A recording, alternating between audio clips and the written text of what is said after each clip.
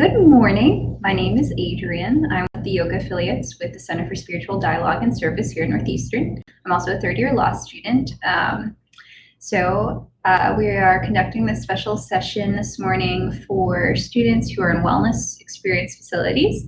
I'm hoping that this session today, which is on mindful stretching, will prove beneficial to you and useful during your quarantine and recuperation process. Yes, we'll be exploring some mindful stretches. This is one of many embodied practices, but it can be especially useful in everyday application. What I find most beneficial is that these positions can help counteract some of the positions that we put our body in every single day, often for much of the day, and we think it's relaxing, but it actually can be very physically distressing in the long term. So some of these positions you can just sprinkle throughout your day if ever you're feeling restless or lower in energy. They can also be helpful for cultivating and reintroducing a sense of control and calm and clarity, especially if you're spending a lot of time by yourself these days. And can help with mental focus and attention. So to get started, I'm just going to be sitting on the floor. My floor happens to be wood and hard. So I have a yoga mat. I'm choosing just to spread out a little blanket. So before we start all together, I'm going to ask you to grab either a blanket or a towel. If you do have a yoga mat, you are more than welcome to use that, especially if you have some issues with your knees. We will be kneeling for a short portion. You can also grab a pillow for the end of this mindful practice. And I don't know, I have some tea. You're welcome to grab any beverage that helps you along the way. But I'm going to scoot a little bit back because, as you can see, my legs are a little cut off sitting so close. And we will get started.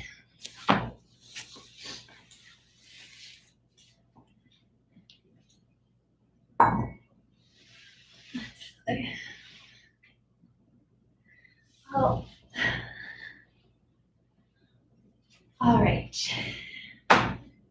If you needed to go run and grab any props that I just mentioned, I'm gonna hang out for a second and give you guys time to finish that up. Let's see.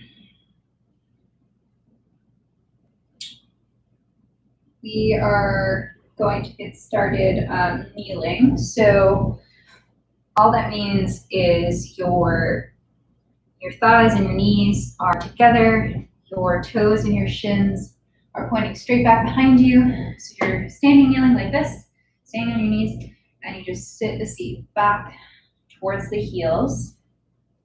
If your seat doesn't meet your heels, that'd be a great time to grab that pillow. All you do is nestle it in the space between your thighs and your shins. That can make things a lot more comfortable and allow you to sit much more upright as well.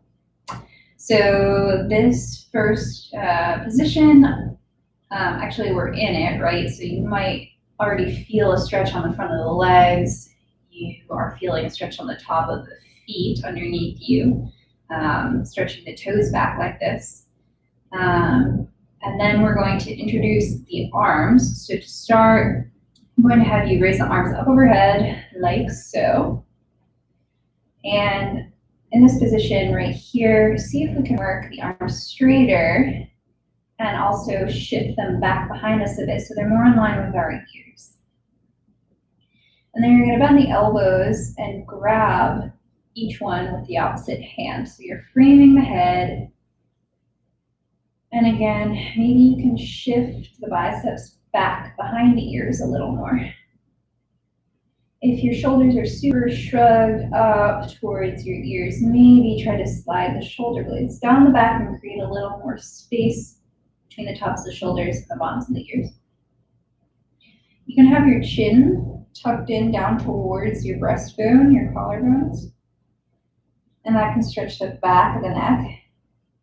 Or you can have your gaze more neutral, chin more parallel to the floor. All right, so we're going to switch out that grip. So grab the opposite elbow.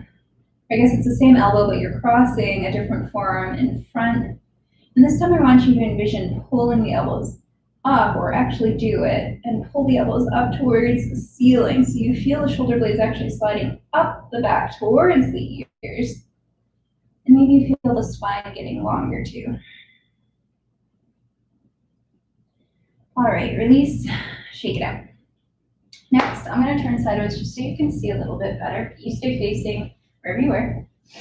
You're going to clasp the hands behind you, so knitting the fingers together.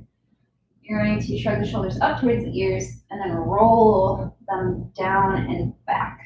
All right, so we're kind of presenting the chest forward and up, and we're trying to put the heels of the hands together. So the base of the palms touching. So you'll see my elbows are nice and bent, and when I roll the shoulders back, I'm also pulling the shoulder blades together, pinching them towards the center of the back, and the elbows come closer together. So this is a big, big stretch already on across the front of the chest and the tops of the shoulders. But this is also the exact opposite of what we're doing all day if we're looking down at our phones, at our computer, at a TV. So yeah, this is a literal opposite. So hopefully that encourages you to introduce this pose into your everyday. You can also start to work the arms straighter behind you for a little bit more of a rich stretch, a little more intense. And again, you can tuck the chin down towards the chest. That'll stretch the back of the neck. And you can roll the whole head over to the left, so the left ear is tilting towards the left shoulder. You can look up out the corner of the right eye. Chin tilts up. And then roll the head down into your center, over to the right this time. Right ear hovers over the right shoulder. All right, chin down through center, gaze back to neutral. Keeping the hands clasped if that's possible. All you're going to do is stand up on your knees, and you're going to lower the head down. Should take that just a little bit. You're going to lower the head down to the ground. I don't know, can you guys see me? Not really, but, and then, so it's almost like you're in a traditional child's pose, if you know that, where your seat is back on the heels, knees are folded, and all you're gonna do is lift the hips up and slide forward onto the top of the head. So you can also adjust the position of where your head is. You wanna be on, really, it seems silly or odd, surprising, but there is a comfortable spot on the top of the head somewhere where it'll feel better than in other places to rest. So wiggle around a little bit before you dump weight into your head. And when you find that comfortable spot, you'll find stillness. And you can start to stretch the bound hands back out towards the ceiling, pinching, again, the shoulder blades together at the center of the back, and working the arms straighter. And gravity will just pull on the weight of the fists, and one day bring them all the way down to the ground in front of you. Like maybe in centuries. All right, to come out, just sit the seat back, relax the arms, and come to seated right again. Okay, I'm going to get this cushion. Let's see. All right, so next pose is going to stretch out the front of the body some more. And this is called reverse tabletop. So you're just going to sit, legs are bent so the soles of the feet are on the ground.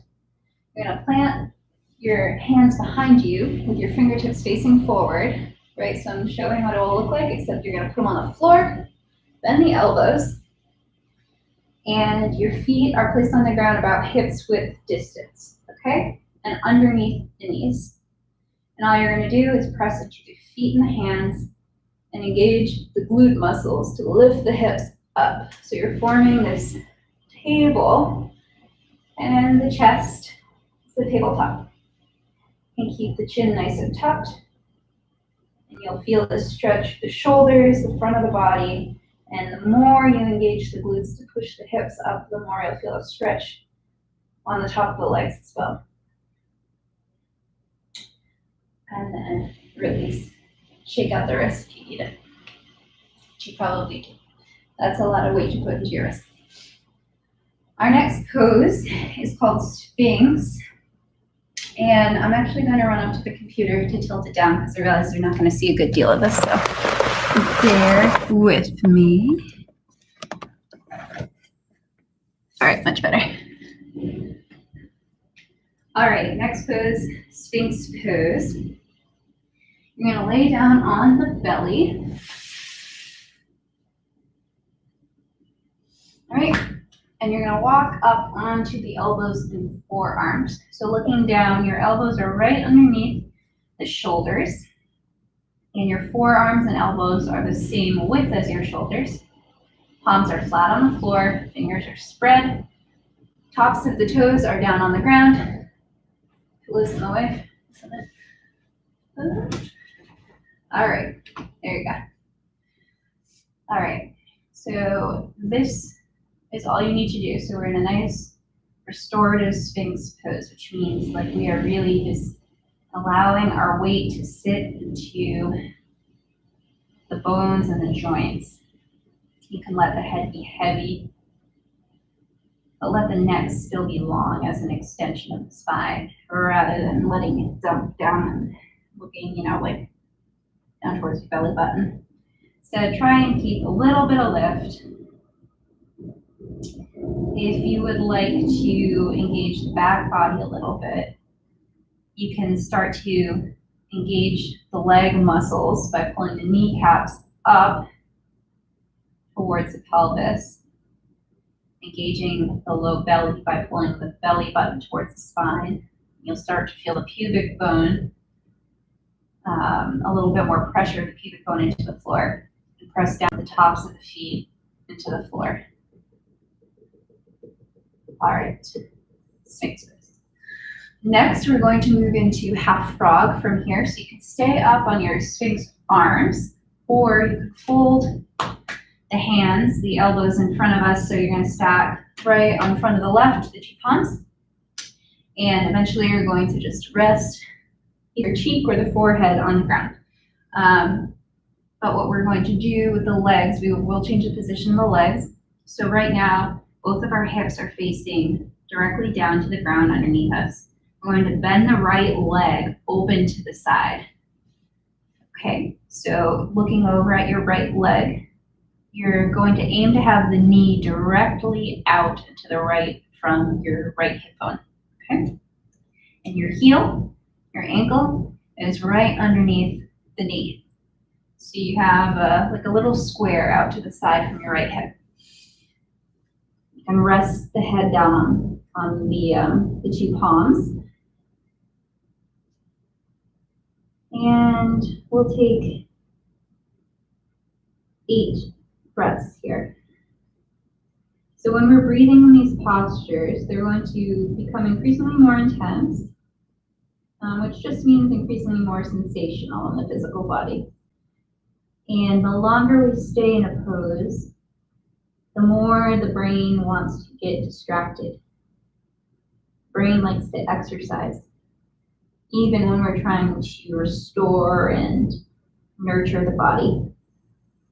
So by breathing, we can focus our attention and forget to let the mind control us.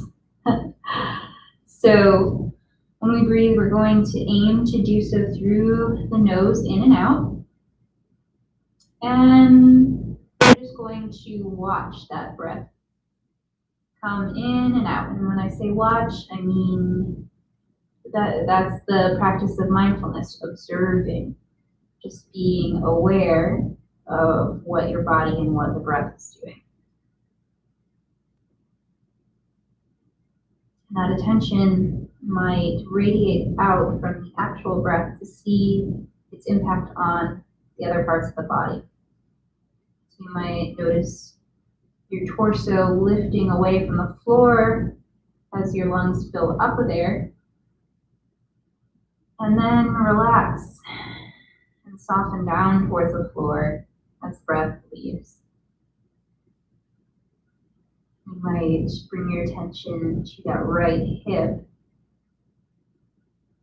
And with each breath, you might notice it starting to soften and open up a little more. You might feel the right hip come a little bit closer to the floor, as if you're settling down into it. You just need to give yourself the opportunity, and sometimes focusing on the breath on the way there allows you to realize that it's happening.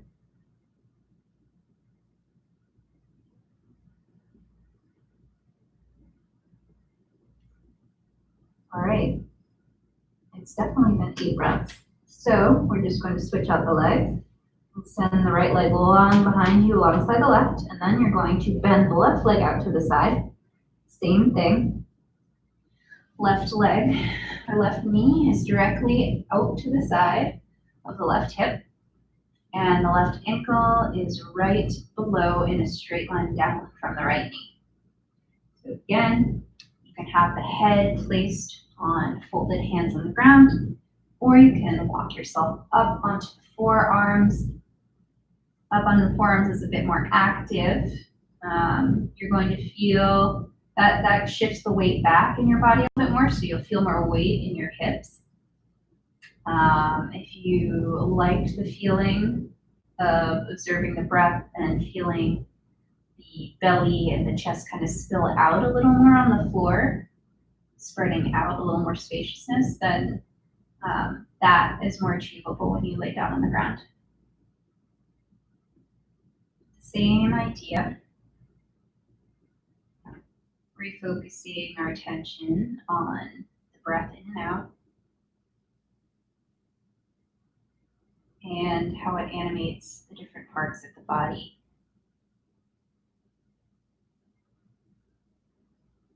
Maybe this time, the in-breath, you feel it, you direct it towards the back of the body, so the shoulder blades. You feel them spreading slightly across the back when your lungs fill up. And you feel the shoulder blades contract and relax and slide down loosely as you exhale.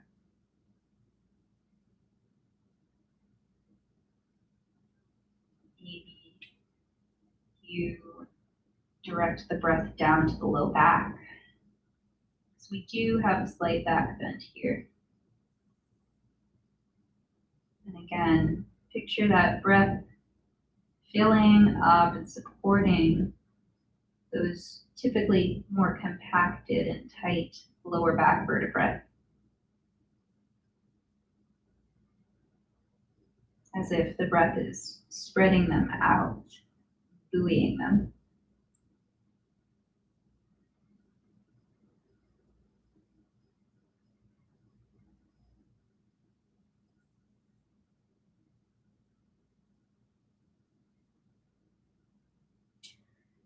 All right, we'll extend that left leg long alongside the right. You can tap the feet out behind you. And we'll bring the 2 palms alongside the shoulders underneath us. So just press back to take a very gentle child's pose. So again, the hips have shifted back towards the feet. The arms are outstretched before us. The head is tracking down towards the floor. Can feel really nice actually to grab your pillow and put it underneath the head, so it catches it, and your head, instead of hovering or hanging, is totally supported.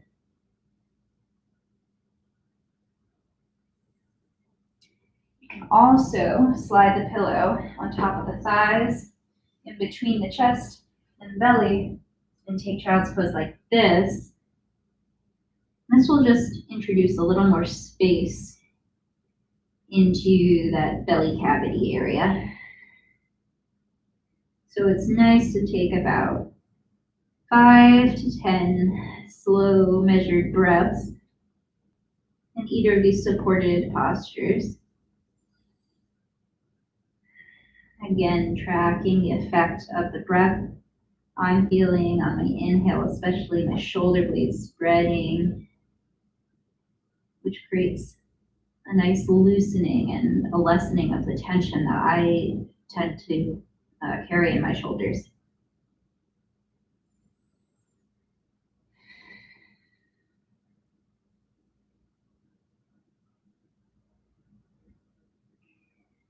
Also putting a blanket or a pillow like this between the legs and the belly, that pressure on the abdominal area can be really nice for digestive activation. So if you're feeling bloated or like things just aren't moving down there, this can be a really useful way to regularize it or to help regularize it. And after a few of those breaths, maybe back up, remove the cushion that was between the legs and the chest, and try taking the position without it. I feel a lot more space. My spine feels longer. I feel more contact with the ground. And that might not be your experience, but you probably will feel some type of difference. And hopefully it's a good one. All right, so we will back up and we are going to find a seat. And we're going to start in a wide-legged straddle. So we're sitting upright. We're just going to kick the two legs out to the side. So the position of everyone's feet is going to be very, very different. So it's actually better to start with the feet close together. All right, so you can even just sit them out in front of you. And you might have really bent knees to start, that's okay. To access the straddle, all you'll do is slowly walk the feet out away from each other. And then when you get to that point where you feel like you're rounding back, right, like the top of the shoulders and the upper back are rounding forward, your spine is curving, and you're no longer sitting on the bony points that kind of pass through your butt. Once you rock off of those bony points, start to track the feet back in a little bit more until you can truly sit upright, okay? So when you're sitting, it's going to be an active sit. So you're engaging the belly a little bit, nothing crazy, not like you're like crunching, but you are supporting yourself to stay upright. And this helps stack the head and the shoulders over the hips. And when everything's in a line like that, you are more stable and strong. So that's one position in itself. So the straddle, you can do a lot of things with the straddle, but today I'm going to show you one of my favorite side stretches to open up the intercostal region. So the connective tissues and muscles between your ribs don't get a lot of action unless you intentionally use them, right? So we're going to try and create more space and I don't know, have a conversation with those guys. So here, you can start by placing the left hand on the ground. It'll be like inside your left thigh or left knee. And you're just gonna sweep the right arm up to start, okay? And then maybe you start to turn the torso open towards the right and look up towards the right fingers in the air. And you're just gonna start to bend to the left side. And as you're bending, you're gonna try to keep both of those both of the pointy sits bones, those two bony parts of the butt and the pelvis, you want to try and keep both of them flat on the ground, grounded. As you bend to the left, the right hip is going to want to come up off the ground. So don't go so far that the right hip comes up. Stop there. And you're going to reach those right fingers. So it's almost like it's a diagonal, right? Like away. This can create more space from the right hip all the way through the right shoulder.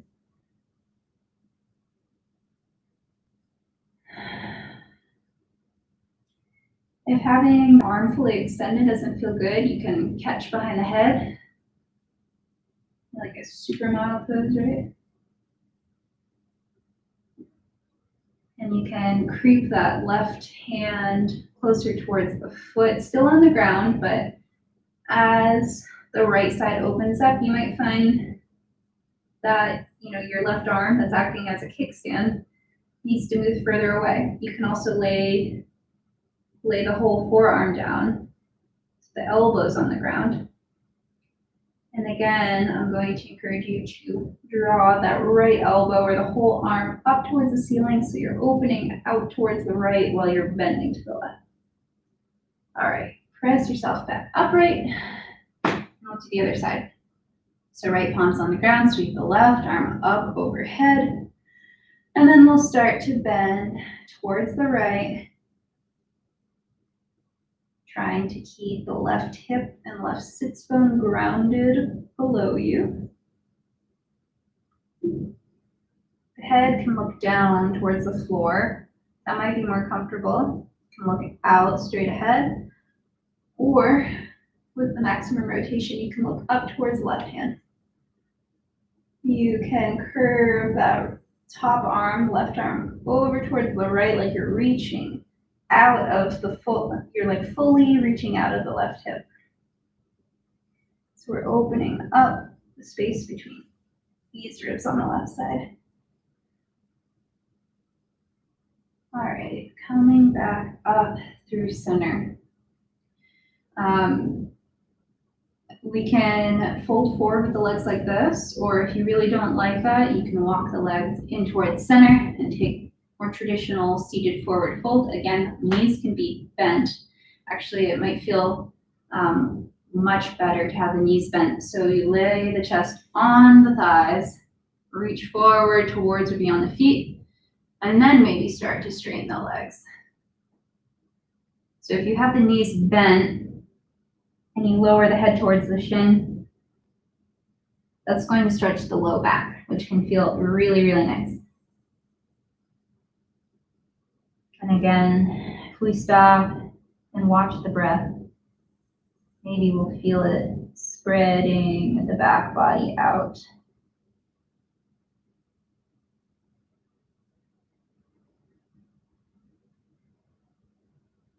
Trying to soften wherever possible. And sometimes that happens just by taking note of the parts of the body that are rigid and clenched.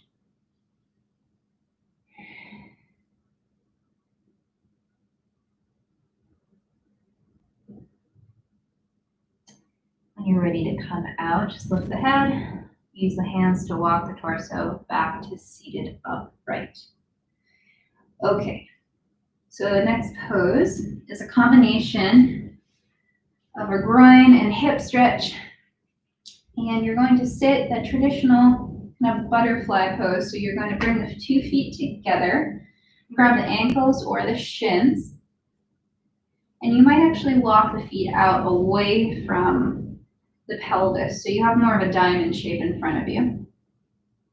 So I'm going to show you 2 options. The first one is folding over. Have a nice curved back if you like. Or if you'd like something else that might open up a little bit of the chest and the low back, you're going to walk the hands behind you. You might lay down on the forearms like this. If you do this, try pressing the floor away.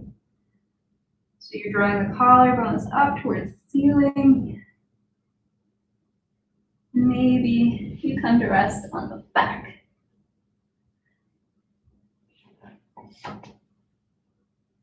You can also put a pillow under the head.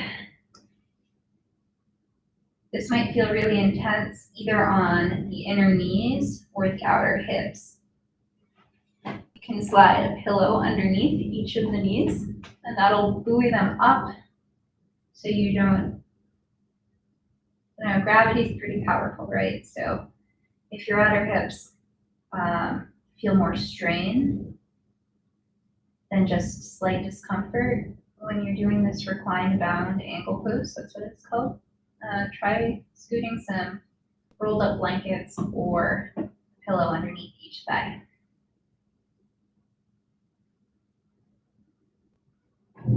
Try bringing your attention to the belly and closing the eyes. The hands can rest out to the side or they can rest on the belly itself. You'll feel it rising and falling with the breath, which means you can feel it soften when the breath leaves the chest.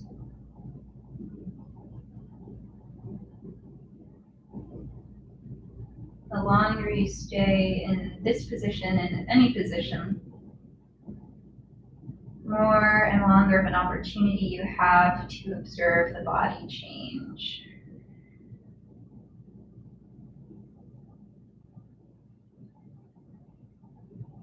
By observing the breath enter and leave the body, you might notice millimeter by millimeter, the knees drop closer to the floor, which means the hips release slightly.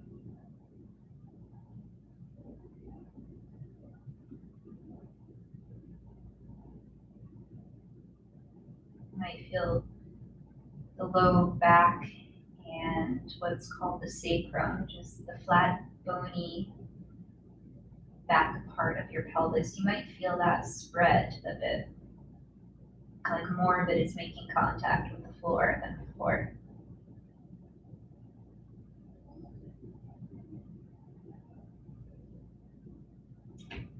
And when you're ready to come out, it's nice to grab the knees with the hands and kind of pull them together like you're closing the two covers of a book.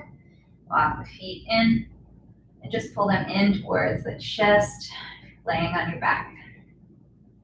You can rock side to side. You can make knee circles, one direction and then the other. And this will massage that sacrum that I just mentioned, which doesn't get a lot of love when we're sitting all day. And then just come to rock upwards. All right. The next one, if you've ever practiced yoga, you've heard about it, but we're just going to take a minute to find down dog. So down dog will start in this normal tabletop position. So knees are under hips, palms are spread under shoulders, and both knees and shoulders are, hands and knees are about the same width of the joints above them, okay? So you're gonna tuck the toes behind you and just lift the knees away from the floor and the hips will go up towards the ceiling. And you're pressing into these super spread palms, trying to straighten the arms. You're just letting the head hang heavy between the shoulders. And you might have super bent knees. You might be up on your toes. And let's do a couple of heel raises, is really what it is. So on your inhale, you're going to raise yourself up onto the balls of the feet. So heels go up in the air. And on the exhale, slide the heels down towards the floor. Feeling the stretch in the whole backside of the leg. Inhale to raise up onto the toes. Hips go up high. Exhale, heels slide down. One more time. Inhale, heels up. Exhale, heels slide down. Bending the knees, just gonna walk the feet forward towards the hands and hang forward and forward fold, standing. And from here, I'm gonna bend the knees a lot and we're gonna press the palms on the floor. We're gonna walk the feet out away from one another. Okay, so the toes are facing forward. And so it's toes and heels in one line. Feet are parallel to one another. And we're just gonna let the torso hang between legs. So this is wide-legged forward fold. You'll feel a different type of stretch on the back of the legs, maybe in the hips. You can widen or narrow the feet position. Depends how much flexibility you have in your hips and your hamstrings. We want to try and keep the head hovering above the ground rather than hitting it, so you allow gravity to very passively pull the spine longer. This is a nice passive stretch. It's also an opportunity to put the head below the heart and just impact your cardiovascular circulation a little differently than when we're upright all day. You can shift the weight into the heels and forward into the toes. Playing with balance allows us to access different sensations in the same physical position.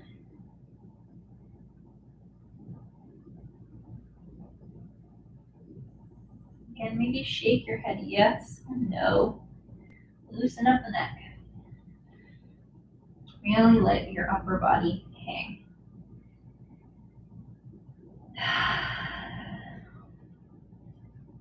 All right. We're going to walk the hands out in front of us. So we have kind of a flat back. It's long at least. And our hands are underneath our shoulders. I'm going to walk the left hand right under the face, the straight left arm, and we're going to sweep the right arm overhead, bring it to a side twist.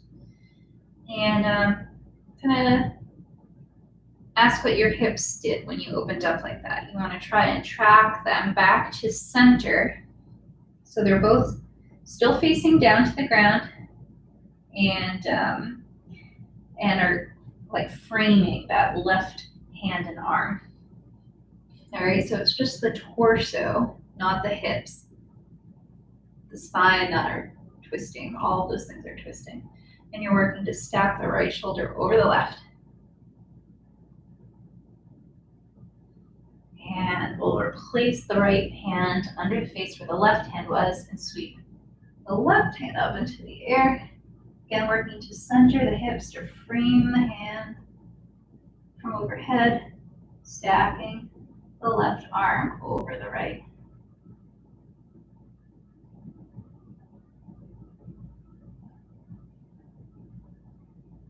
And placing both hands down on the ground. Going to then walk the feet in closer towards one another until the inner edges of the feet touch. And then bend the knees and just sweep the arms out and all the way up. Hands are straight alongside the ears. Try and energize the fingers. So as much as we're trying to straighten the arms, we're also trying to straighten the fingers up towards the ceiling. And engage the whole leg, so pull the kneecaps up towards the face, engage the glutes, press the hips forward, engage the low belly, try and tuck the low ribs in a little bit rather than letting them flare and bow out, right? So all of this is to try and encourage the whole structure of the body to stack vertically. Again, maybe we shift the hands back a little bit more so the arms are in line with the ears. And shake the arms out. And now we're starting kind of the opposite of where we began. And hopefully you feel a little more tall, stacked. So you've reset. It's quite likely that you're going to go lay down or sit for some hours. So at least this helped to counteract that. And you can pick and choose these different pieces of the sequence. It really wasn't a sequence.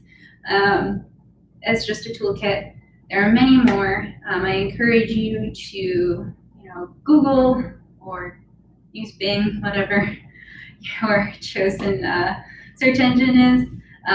But yeah, feel free to explore the other mindfulness techniques that are out there, both embodied and mental, and they can only be beneficial. So I hope that this proves beneficial for you, or at least was an enjoyable change in your schedule and your daily programming. I'm really glad that I was able to offer it to you. If you have any questions, please feel free to email CSDS, and you can leave a comment on this video, and I believe it'll be available after it streams. But again, my name is Adrienne. Really happy that I could be here to practice with you today, and I hope that you recuperate soon and are able to rejoin, the rest of the world, even though most of it's in quarantine anyway. Peace. Have a great day.